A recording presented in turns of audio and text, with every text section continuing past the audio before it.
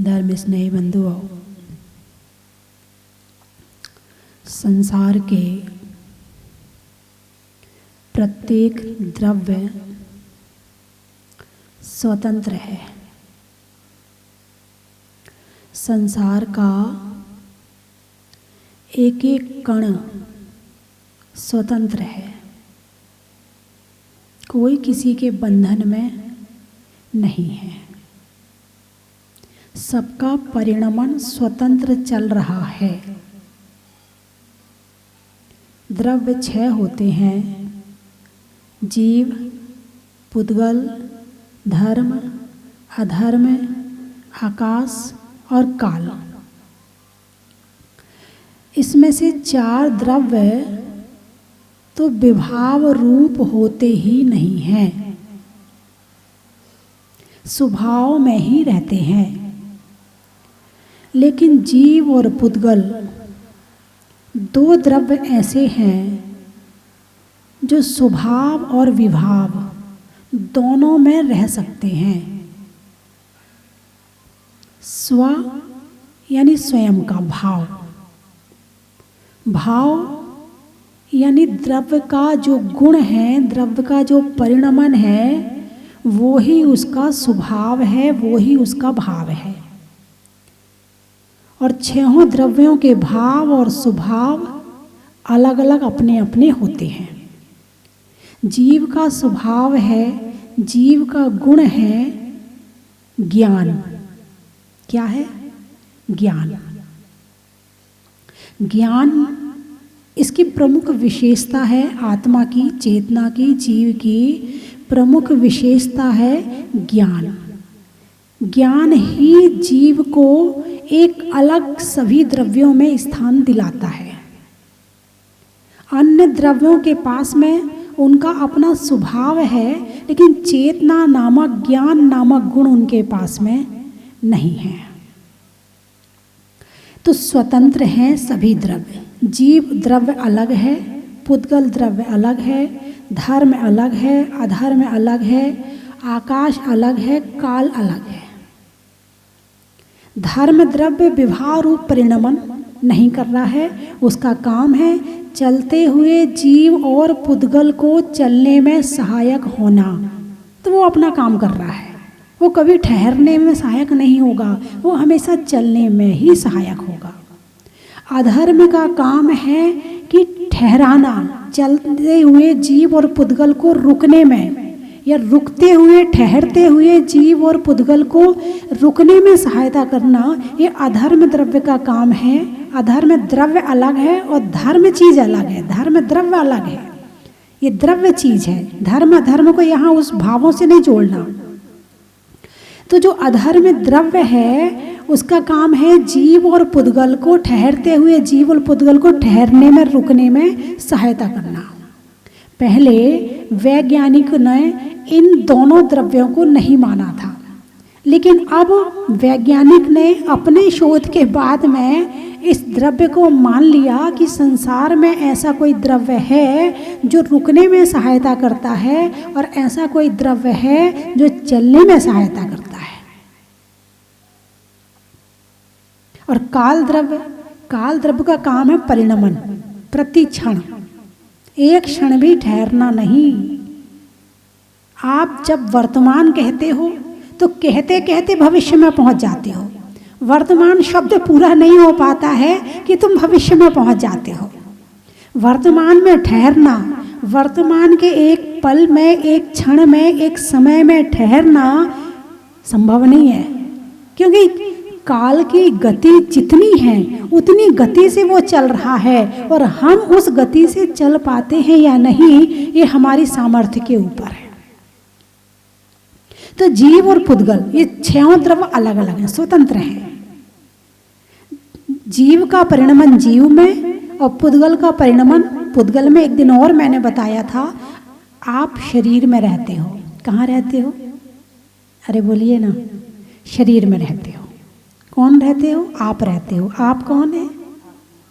आत्मा है। आप कौन है? आत्मा है। आप शरीर में रहते हो। अब ज्ञान जो है, ज्ञान यदि हमारा शरीर में लगा हुआ है तो हम शरीर में हैं, और हमारा ज्ञान शरीर में ना लग करके आत्मा के ध्यान में लीन है, तो शरीर में रहते हुए भी शरीर में नहीं है, हम आत्मा में हैं। कहाँ हैं? आत्मा में। तो ज्ञान के माध्यम से आत्मा का परिणमन आत्मा में चल रहा है और शरीर का परिणमन शरीर में चल रहा है। आत्मा के अंदर क्या ये ताकत है कि शरीर के परिणमन को परिवर्तित कर दे, टाल दे? आत्मा में ताकत है क्या? शरीर में बचपन आया, आत्मा ने लाया या अपने आप आया? अपने आप आया। शरीर में जवानी आई, आत्मा ने लाई या अपने आप आई? अपने आप आई कर्मों के उदय में। कर्म, मान लो कर्म भी पुद्गल है। शरीर में बुढ़ापा आया, आत्मा में क्या ताकत है कि शरीर के बुढ़ापे को रोक सके? नहीं रोक सकते। आत्मा में ताकत है कि सफेद बाल को काला कर सके? आप कहोगे है ना, देखो हम करके बैठे हैं, ये अस्थायी है, अभी 15 दिन में फिर सफेद हो जाएंगे, फिर लीपा पोती करो। ये तुमने नहीं किया है, एक केवल एक मन को समझाने वाली बात है, वहाँ की हुए नहीं है। होने का तो मतलब ये है कि उसमें कुछ लीपा पोती ना करनी पड़े और ओरिजिनल काला हो जाए, नहीं हो सकता है। तो आत्मा में ताकत नहीं है कि तुम्हारे सफेद बाल को काला कर सके और काले बाल को। अब कोई बचपन में सोचे मेरे बाल तो सफेद हो जाए, तो क्या हो जाएंगे उसके सोचने से? सोचना आत्मा का काम है, होना क्रिया पुद्गल रूप जो क्रिया है वो पुद्गल में होनी है, वो उसका काम है। हमारे सोचने से उसमें परिवर्तन आने वाला नहीं है, क्योंकि शरीर स्वतंत्र अलग है और आत्मा स्वतंत्र अलग है। आत्मा का अस्तित्व स्वतंत्र अलग है और शरीर का अस्तित्व स्वतंत्र अलग है। दोनों जब अलग अलग हैं और दोनों का परिणमन अलग अलग है, तो फिर ये दोनों को मेरा मानने वाला कौन है? शरीर को आत्मा मेरा मानता, मेरा शरीर। कभी शरीर ने कहा कि मेरी आत्मा? अरे बोलिए ना, नहीं कहा। तो ये विभाव रूप परिणति, मोह रूप परिणति, अज्ञान रूप परिणति जो है वो बंधन में बांधती है। ये बंधन में बांधने वाला कौन है?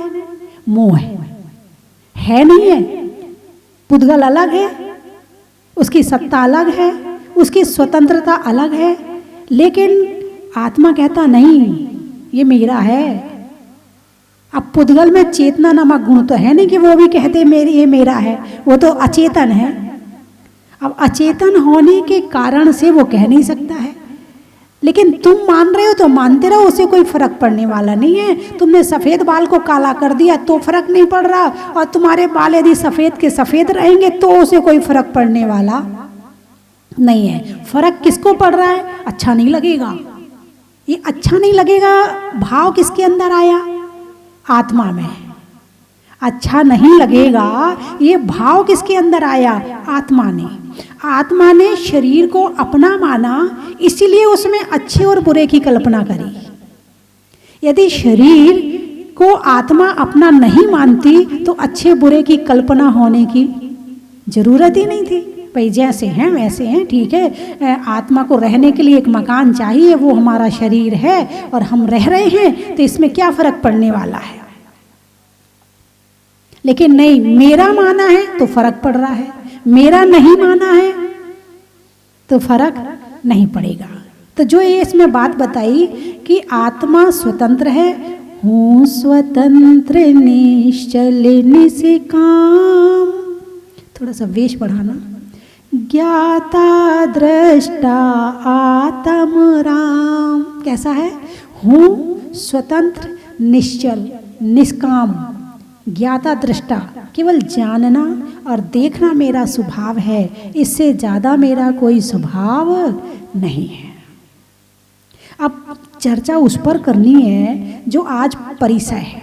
वध के बाद में याचना नामक परिसय है। कौन सा? मुनिराज जो है याचना नामक परिसय सहन करते हैं। याचना, याचना का मतलब तो समझते हो ना? दीन होकर के मांगना, यही है ना। अब कोई कई दिन से भूखा है, अब वो कोई दे दे मुझे, 4 दिन से मैंने खाया नहीं है, मांगना, मांगने का मतलब है याचना करना। मुनिराज कोई भी वस्तु मांगते नहीं हैं। क्या कहा इसमें? क्या ऐसा संभव है कि जीवन में कभी किसी से भी कुछ ना मांगा जाए? क्या ऐसा पॉसिबल है? घर में रहते हो, 24 घंटे में से कोई दिन ऐसा बताओ कि जिस दिन तुमने किसी से कुछ भी ना मांगा हो। कुछ ना होगा तो भोजन तो मांगना ही पड़ेगा है, और भोजन करने बैठे तो फिर रोटियां मांगनी पड़ेंगी। सब्जी में नमक कम होगा तो नमक मांगना पड़ेगा, यही है ना। और फिर उसके बाद पानी खत्म हो जाए तो पानी मांगना पड़ेगा। अब महिला देती है तो क्या महिला को कुछ नहीं मांगना पड़ता क्या? महिलाएं भी कहेंगी जरा नोट दे दो, सामान मंगवाना है, वो भी मांगेंगी। और कुछ नहीं होगा तो मेरे लिए ज्वेलरी ला के दे दो, मेरे लिए नए कपड़े ला के दे दो, बच्चों के लिए ये मंगा दो, उसके लिए ये मंगा दो। मांगना घर में रह कर के ऐसा हो नहीं सकता कि मांगा ना जाए, मांगना ही पड़ता है। इसको कहते हैं याचना। इसको क्या कहते हैं? याचना। तो संसार में सब एक दूसरे से मांग करके अपनी पूर्ति कर रहे हैं। क्या कर रहे हैं? पूर्ति कर रहे हैं। और मुनिराज नहीं मांगते हैं, तो उनके अंदर ऐसी क्या शक्ति पैदा हुई कि वो कुछ भी नहीं मांगते हैं? क्या उन्हें अपने जीवन में कुछ चाहिए नहीं है? उन्होंने परिग्रह का त्याग कर दिया, उन्हें कपड़े भी नहीं चाहिए, आभूषण भी नहीं चाहिए, मकान छोड़ दिया तो घर नहीं चाहिए। अब उनने जब इतनी सारी चीजें छोड़ दी हैं तो अब बचा क्या? भोजन तो बचा ना, भोजन तो करना ही पड़ेगा, इसके बिना तो जीवन रहने वाला नहीं है, तो भोजन तो मांगना पड़ेगा। बोले नहीं, भोजन भी नहीं मांगना, तो फिर क्या करें? तो सुबह 10 बजे 9:30 से 10 साढ़े 10 के बीच में आहार की मुद्रा को लेकर के और आहार के लिए निकलते हैं। यदि किसी श्रावक ने उन्हें पड़गाहन कर लिया, हे स्वामी नमोस्तु नमोस्तु नमोस्तु, अत्रो अत्रो अत्रो, तिष्ठो तिष्ठो तिष्ठो, आइए आइए आइए, तिष्ठिए, ठहरिए। आहार जल शुद्ध है, मन शुद्धि, वचन शुद्धि, काय शुद्धि, 3 परिक्रमा लगाता है। यदि किसी को मनाना हो तो क्या करते? उसके चक्कर लगाए जाते हैं। लगाए जाते नहीं लगाए जाते हैं। अब मुनिराज को आहार करवाना है, मना रहे हैं, 3 परिक्रमा लगाई, चलो महाराज अंदर, हमारे हाथ से आहार ग्रहण करो। पूजा करी, पाद प्रक्षालन किया, उच्चासन पे बैठाया, महाराज ले लो। मांगा नहीं, पूरे सम्मान के साथ में। यदि आत्मा का सम्मान करो तो शरीर का सम्मान तो अपने आप हो जाता है। उन्होंने अपनी आत्मा का सम्मान किया, उन्होंने अपने आत्म स्तर की जिंदगी जीनी प्रारंभ की, तो शरीर को सम्मान मिलना अपने आप शुरू हो गया। उन्होंने बाहर के संसार का त्याग किया और स्वयं के प्रति आकर्षित हुए, तो बाहर वाले उनके प्रति आकर्षित हुए और हाथ जोड़ने शुरू कर दिए। और घर में सम्मान के लिए कितना तरसते हैं लोग। वो मुझे पूछता नहीं है, वो मुझे देता नहीं है, वो मेरे से पूछ के काम नहीं करता है, वो जब देखो तब अपनी अपनी चलाता रहता है, वो मुझसे जय जिनेंद्र नहीं करता है, वो मुझसे ऐसा नहीं करता है कि नहीं? है वो मुझसे ढंग से बात नहीं करता है, वो मेरे से अकड़ के बोलता है, वो ऐसा करता है।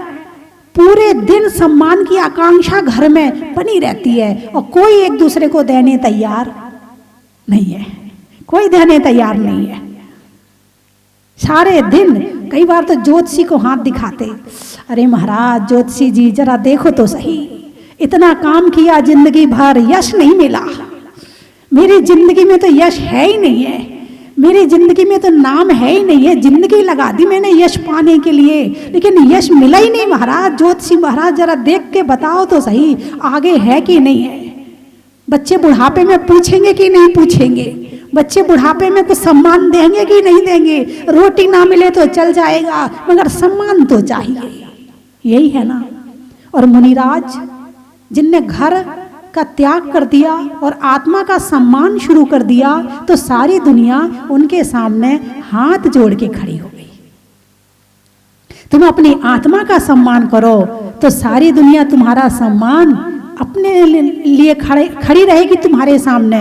और जो खुद का सम्मान नहीं करता है, अपनी आत्मा का सम्मान नहीं करता है, उसका सम्मान कोई नहीं करता है। अब भगवान क्या कर रहे हैं? कुछ भी नहीं कर रहे तुम्हारे लिए, फिर भी तुम उनके सामने हाथ जोड़ते हो। क्यों भाई, क्यों जोड़ रहे हो? उन्होंने अपनी आत्मा का सम्मान किया तो हमने उनका सम्मान किया। इस शरीर के सम्मान के लिए इस शरीर को कितनी माला पहना लेना, इसमें कुछ भी मिलने वाला नहीं है। मात्र मान कषाय की पुष्टि होगी, इसके अलावा और कुछ भी होने वाला नहीं है। अभी आत्म सम्मान की भावना जब आई तो और क्या क्या हुआ? इच्छा निरोध है तपः। नाम सुना है ना, ये वाक्य सुना होगा कि इच्छाओं का निरोध करना तप कहलाता है। तप किसे कहते हैं? इच्छाओं का निरोध करना। 12 तप का यदि सार निकाला जाए, 12 होते ना तप, 12 तप का यदि सार निकाला जाए तो वो यही सार निकलेगा कि इच्छाओं का निरोध करना तप कहलाता है। अनशन किया यानी उपवास किया, क्यों किया? इच्छाओं का निरोध करने के लिए। उनोदर किया, भूख से कम खाया, क्यों खाया?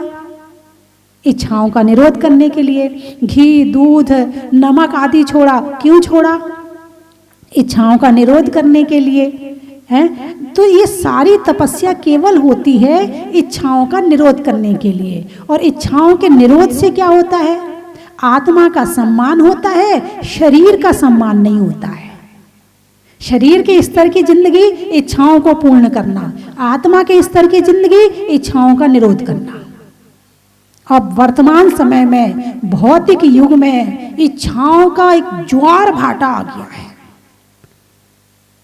और माता पिता बच्चों की इच्छाओं की पूर्ति करने में इस तरह से लगे हुए हैं, मेरे बच्चे की कोई इच्छा में कमी ना रह जाए। चलो मेरे पिताजी ने मेरे लिए तो नहीं किया, मैं अपने बच्चों के लिए तो कर दूं। अरे बिगाड़ रहे हो अपने बच्चों को। तुम जब 25 साल के हुए थे, उन इच्छाओं की पूर्ति तुम्हारी तब हुई थी, तुम्हारे बच्चे की पूर्ति वो 8 साल में हो जाती है। अब वो 25 साल में क्या करेगा? बचपन में आशा रहती, बड़ा होऊंगा तो ऐसा करूंगा, बड़ा होऊंगा तो ये मिलेगा, बड़ा होऊंगा तो वो मिलेगा। अब वो चीज बचपन में मिल गई, तब बड़े होके वो और क्या चाहेगा? तो कहने का अभिप्राय मेरा है कि इच्छाओं को कम करने की शिक्षा दें, इच्छाओं को बढ़ाने की शिक्षा ना दें। आज सारे बाजार, संसार के सारे बाजार केवल इच्छाओं की पूर्ति का उदाहरण है। तुम्हारे अंदर इच्छा नहीं होगी ना, तो सामान ऐसा ऐसा दिखाते हैं कि पैदा हो जाएगी। पहले आदमी मोटा खाता था और मोटा पहनता था, ऐसे ही था ना? है खाने में अपनी वो बर्फी और रसमलाई और वो बालूशाही पौष्टिक खाता था, ताकतवर था।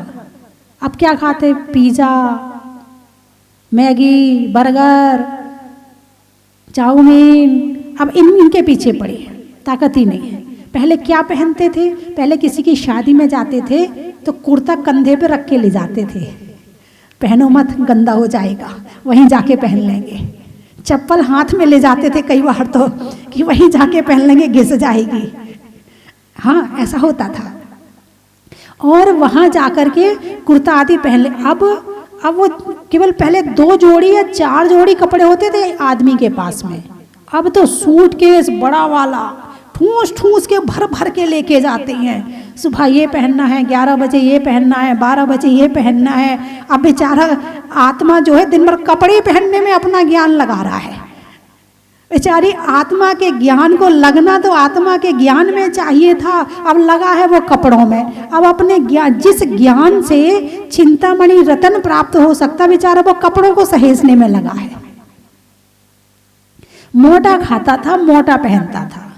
अब तो किसी शादी में जाओ, ओहो एक कर्नाटक की स्टॉल है, ये राजस्थान की दाल बाटी है, ये गुजरात के क्या बनता है गुजरात में, फाफड़े हैं, ढोकला है, इडली कर्नाटक की है, सारी स्टॉल में। अब तुम क्या क्या खा पाओगे?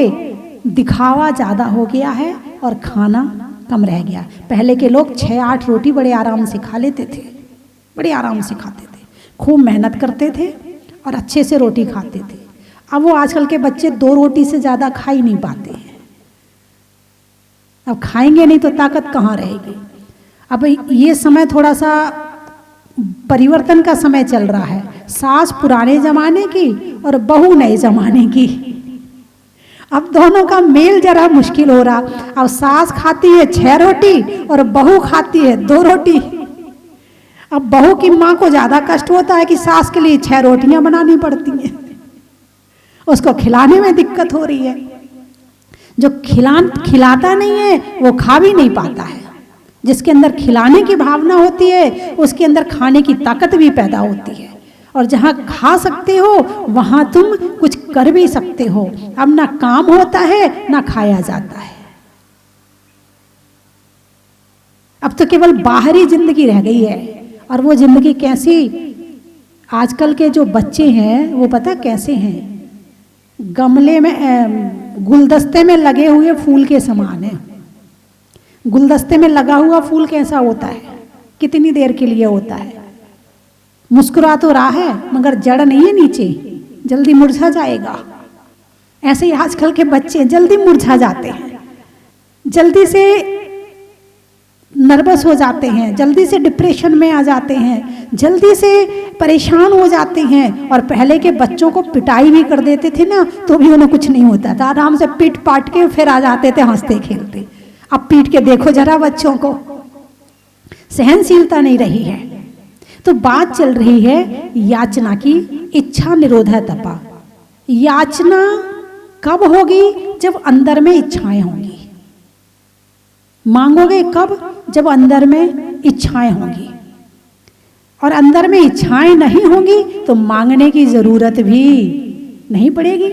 अब आपने जिन चीजों का त्याग कर दिया है क्या आपको मांगना पड़ता है? नहीं मांगना पड़ता।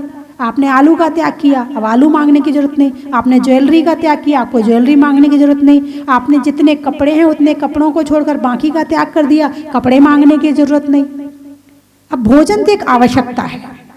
और यदि भोजन में भी आपने रस परित्याग करके भोजन करना शुरू कर दिया तो अब आपको अपने भोजन का ध्यान नहीं रखना पड़ेगा, आपके भोजन का ध्यान दूसरे रखेंगे। अरे आज वो घी नहीं खाएगी, ये मत डालना इसमें। अरे आज वो तेल नहीं, सम्मान क्या है ये, अरे वो तो सब खाता, उसका तो सब चलता है, ज्यादा ध्यान देने की जरूरत नहीं है। अपमान, सम्मान कहाँ है? त्याग में।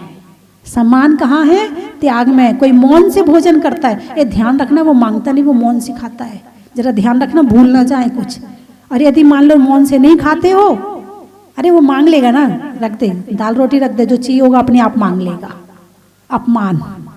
यदि सम्मान की रक्षा कहीं होती है तो आत्मा के सम्मान करने में होती है। और इच्छा निरोध करने से आत्मा का सम्मान होता है। और आत्मा का सम्मान ही हमारा परम कर्तव्य है। हम आत्मा का सम्मान खो करके यदि हम बाहर का सम्मान प्राप्त कर भी लेते हैं तो वो अस्थायी है। मान कषाय की पूर्ति है, कषायों की वृद्धि है।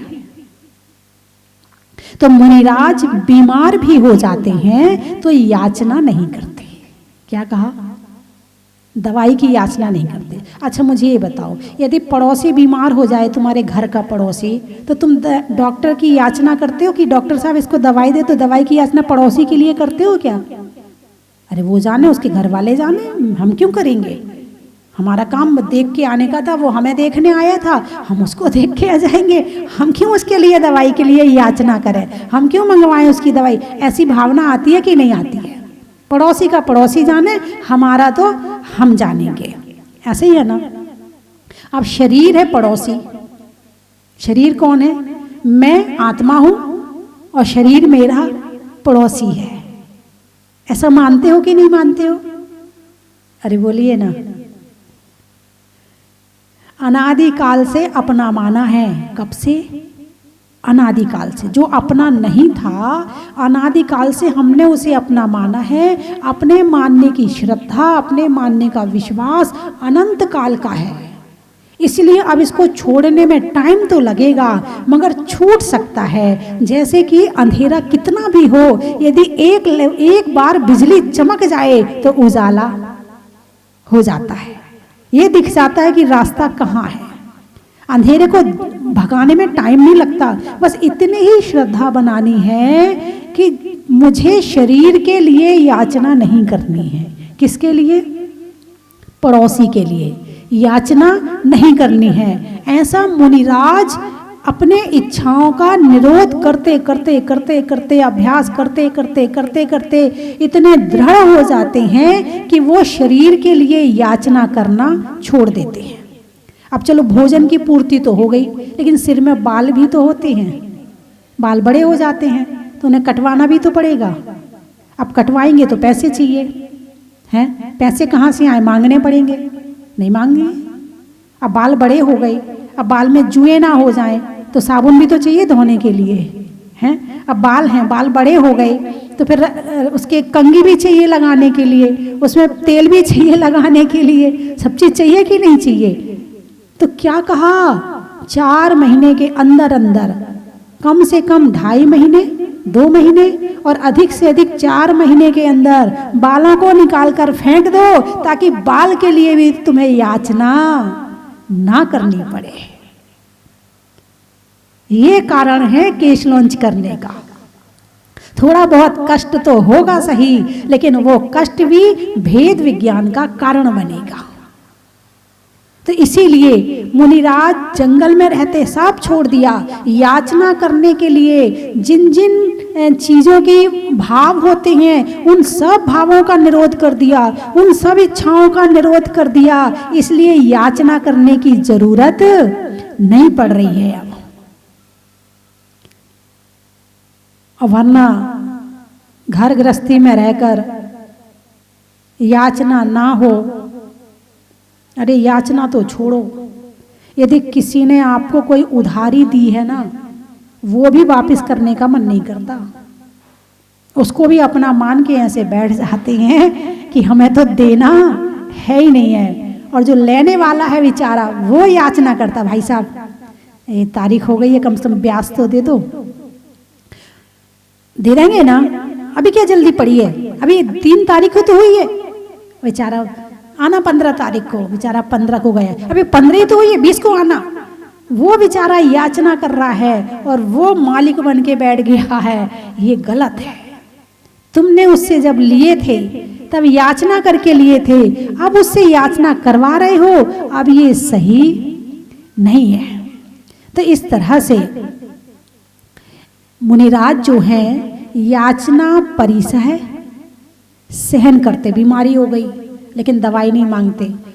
किसके लिए मांगूं? शरीर के लिए नहीं चाहिए, जो कुछ करूंगा आत्मा के लिए करूंगा, ध्यान करूंगा, स्वाध्याय करूंगा। जब श्रावक देखते हैं कि मुनिराज को शरीर में वेदना हो रही है, तब वो आहार के समय औषधि श्रावक व्यवस्था करके श्रावक अपने आप दे देते हैं, वो बात अलग है। मगर मुनिराज याचना करके मांगते नहीं है। ऐसे अनेक उदाहरण आए हैं। वादिराज मुनिराज हैं, उनके शरीर में बीमारी हुई थी, उनने तो दवाई की याचना नहीं करी। उसकी चर्चा स्वर्ग में हुई। बोले आपस में देवता चर्चा कर रहे, बोले वर्तमान समय में धरती पर वादिराज मुनिराज एक ऐसे दृढ़ ध्यानी हैं कि जो इतनी वेदना होते हुए भी वो दवाई की याचना नहीं कर रहे हैं। 2 देवों के मन में कुछ कुछ हुआ, बोले चलो परीक्षा करके देखते हैं। उन्होंने वैद्य का वेश बनाया है, दवाई की पोटली टांगी और वहाँ आवाज़ लगा रहे जंगल में, किसी को कोई बीमारी हो तो सबकी दवाई मैं कर सकता हूँ। 1 बार 2 बार उनके सामने चक्कर लगाया और चक्कर लगाने के बाद में मुनिराज ने देखा लगता कि कोई परीक्षा लेने आया। अच्छा अच्छा ठीक है, आओ भाई आओ, बैठो यहाँ। उनके शरीर के हर अंग में कोढ़, हर अंग में से खून टपक रहा, पीप टपक रही, वेदना असहनीय वेदना हो रही, लेकिन उसमें वो अपनी परीक्षा कर रहे हैं कि मैं शांत रह सकता हूँ कि नहीं रह सकता हूँ। अब उन्हें बुलाया बिठाया, मुझे एक बहुत बड़ी बीमारी है, अब देवता खुश हो गए, अच्छा अब तो ये जरूर अपनी बीमारी की दवाई हमसे मांगेंगे। तब उन्होंने कहा कि मुझे बीमारी ऐसी है, यदि दवाई हो तो तुम दे दो। बोले बीमारी का नाम तो बताइए आप, हमारे पास हर तरह की बीमारी की दवाई है। बोले मुझे जन्म जरा मृत्यु की बीमारी है, बार बार जन्म होता है, बार बार मरण होता है, बार बार बुढ़ापा आता है, मैं परेशान हो गया हूँ इस बीमारी से, यदि इस बीमारी की दवाई हो तो बताओ। हाथ जोड़ लिए देवताओं ने, धन्य हो, शरीर में इतनी वेदना होते हुए भी इसकी दवाई नहीं मांगी। इस बीमारी से बड़ी उन्हें जन्म मरण की बीमारी लग रही है, इस बीमारी से बड़ी उन्हें बुढ़ापे की बीमारी लग रही है, वे ये इसकी दवाई के लिए साधना कर रहे हैं, इसकी दवाई नहीं कर रहे हैं। और विपरीत परिस्थिति में यदि ध्यान किया जाए तो कर्मों की निर्जरा ज्यादा होती है। और इस तरह से मुनिराज ने फिर स्तोत्र भगवान की भक्ति करी। जो अति एक ही भाव भयो मानो अनिवार्य। एक ही भाव मतलब एक आत्मा एक परमात्मा की स्तुति करी, और उस स्तुति में एक बात कही कि भगवान आपके आने के पहले ये धरती स्वर्णमयी हो जाती है और ये शरीर स्वर्णमयी हो जाए तो कौन सी बड़ी बात है। और लेकर के उन्होंने पूरा अपना शरीर पे हाथ फेरा, वो शरीर सोने जैसा चमकने लगा, बाहर की दवाई की जरूरत पड़ी ही नहीं। तो बंधुओं, याचना परिसा है, नहीं मांगना। एक तो अभिमानी नहीं मांगता और एक स्वाभिमानी नहीं मांगता। एक अभिमानी नहीं मांगता, क्यों मांगू उससे, उसके सामने मैं जाके मांगू, मर जाऊंगा मगर मांगूंगा नहीं।